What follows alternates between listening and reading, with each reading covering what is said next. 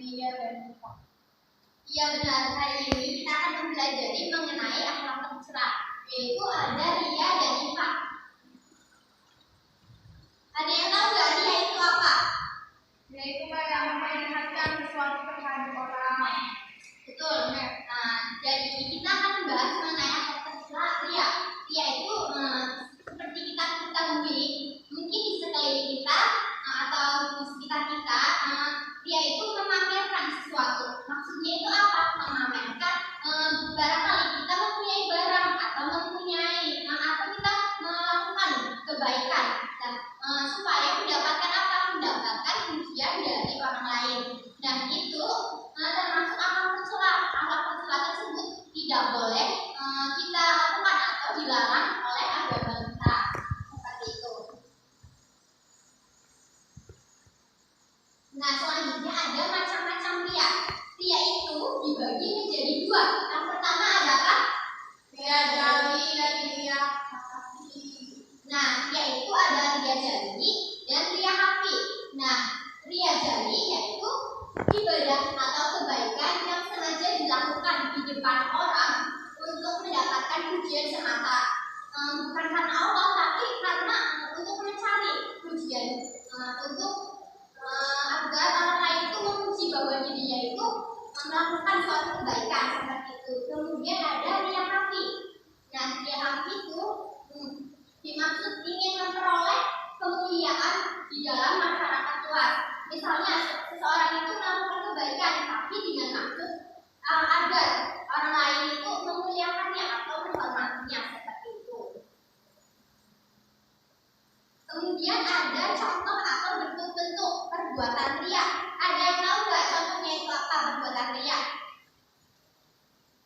Seseorang menyumbang nasi di hadapan banyak orang dengan maksud agar orang banyak menilai dirinya sebagai orang yang ahli dan ria. Ya, kemudian ada lagi nggak yang tahu? Seorang siswa senang melaksanakan suatu hal tersebut dengan harapan supaya dapat nilai dari gurunya. Betul. Kira-kira contoh ria itu tadi seperti yang dijelaskan oleh Mbak Kia sama Mbak Sandra, yaitu misalnya ada seseorang, misalnya siswa tersebut melakukan sholat duha di dalam ruangan di dalam sekolah. Nah, tapi bukan karena semata-mata karena Allah, tetapi karena ini dilihat oleh gurunya bahwa siswa itu rajin loh. Gurunya itu semata-mata akan mendapatkan nilai dari gurunya tersebut. Kemudian lanjut, ada dampak negatif dari ria. Yang pertama, ria itu bisa menghapus amal baik kita. Kita misalnya melakukan amal baik, nah dengan kita melakukan perbuatan akhlak tercela ria, nah amal baik kita itu akan lama-lama akan terhapus. Kemudian mendapatkan dosa besar karena ria termasuk perbuatan syirik kecil. Kemudian tidak selamat dari bahaya kekafiran karena dia sangat dekat dengan hubungannya dengan sikap kafir. Kemudian ada perilaku menghindari sikap ria. Yang pertama, memandang semua makhluk itu tunduk di bawah kekuasaan Allah sehingga makhluk itu dapat mendatangkan kesenangan dan dapat pula menimbulkan bencana karena kita tidak membutuhkan pujian dan sanjungan mereka. Kemudian melatih kita untuk beramal secara ikhlas, berusaha menyembunyikan dan merahasiakan ibadah kita. Kita harus menyembunyikan dan merahasiakan ibadah kita, karena yang menilai ibadah kita itu hanya Allah, bukan karena ingin mendapatkan pujian dari orang lain seperti itu. Selanjutnya materi adalah nifaq. Nah, di sini ada yang tahu nggak nifaq itu apa?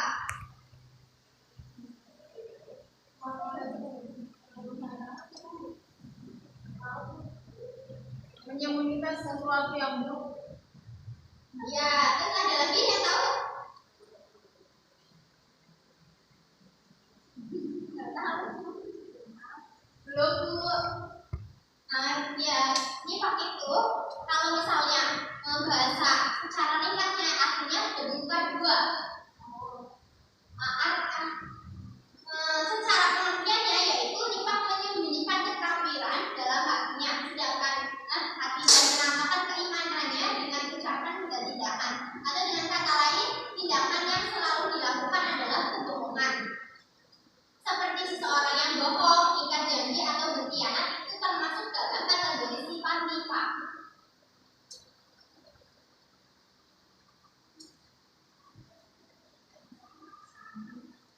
Kemudian selanjutnya ada macam-macam nifak.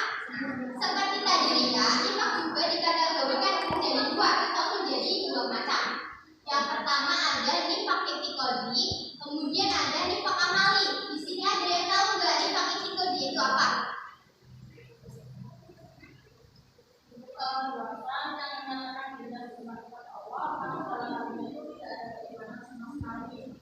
Betul. Tepuk tangan buat Mbak Sandra. Apa yang dijelaskan Mbak Sandra itu benar.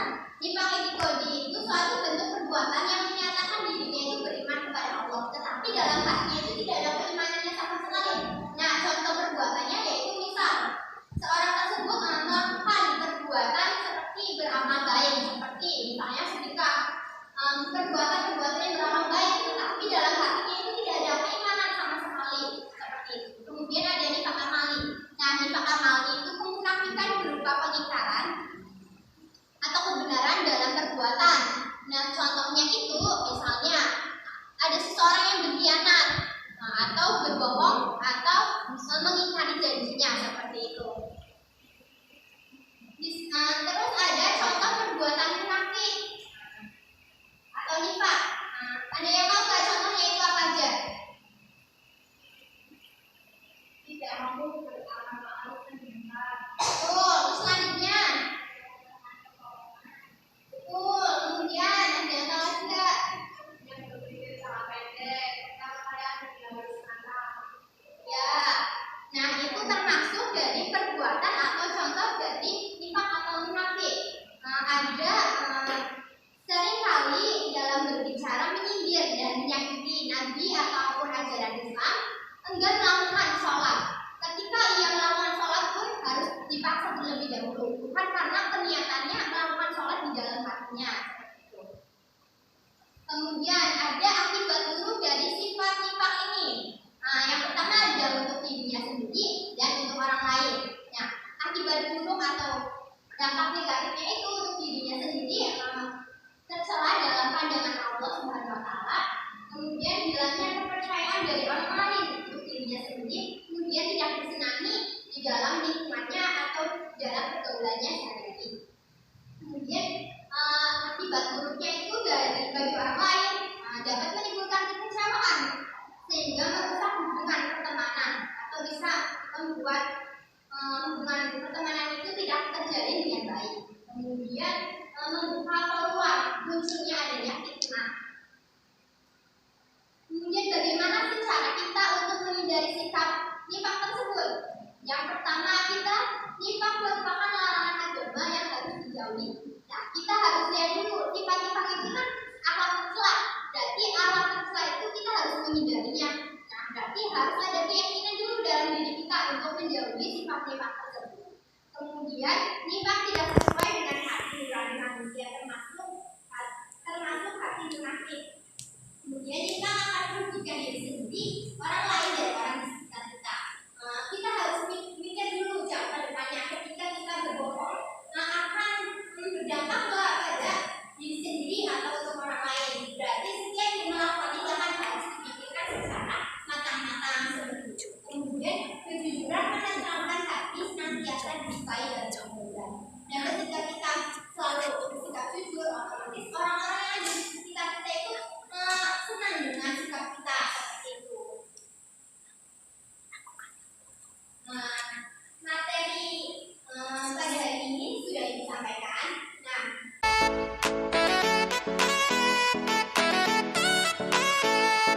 Ibu akan membagi ke dalam dua kelompok mengenai materi tadi ada ria dan nifak.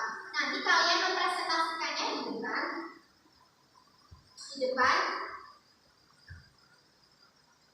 Kalau kalian paham dengan yang Ibu sampaikan, kalian akan bisa menjawab pertanyaan yang akan Ibu bagikan seperti itu.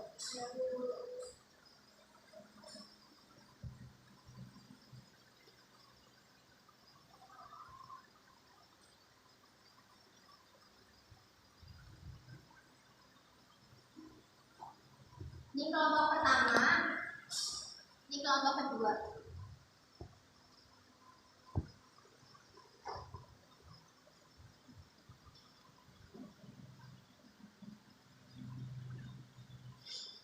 Baik, Ibu kasih waktu 1 menit, nanti kalian maju ke depan.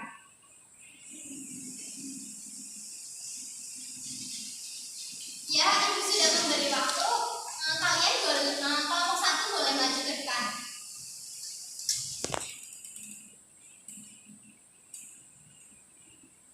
Di sini kami mempresentasikan hasil diskusi kami. Pertanyaannya sebutkan contoh perbuatan teriak dalam kehidupan sehari-hari. Yaitu yang pertama, seorang siswa senang melaksanakan sholat duha dengan harapan supaya dapat nilai dari gurunya. Kemudian persoalannya adalah keengganan melakukan ibadah sendirian atau merasa senang apabila ada yang tidaknya.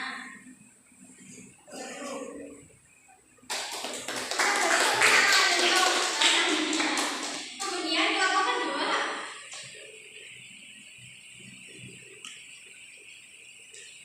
Ya, saya mewakili dari kelompok kedua. Soalnya itu berikan contoh perbuatan munafik atau benar. Jawabannya, yang pertama kebiasaan dengan kebohongan, tidak janji dan benar. Yang kedua yaitu seringkali dalam pembicaraannya menyindir dan meyakini Nabi atau Islam. Yang ketiga yaitu enggan melakukan sholat, walaupun dia melakukan sholat pasti karena paksaan orang lain.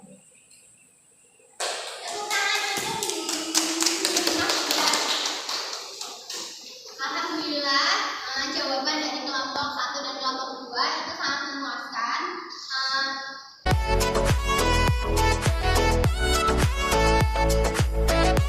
Ibu rasa kalian sudah paham tentang mengenai materi yang Ibu sampaikan pada hari ini.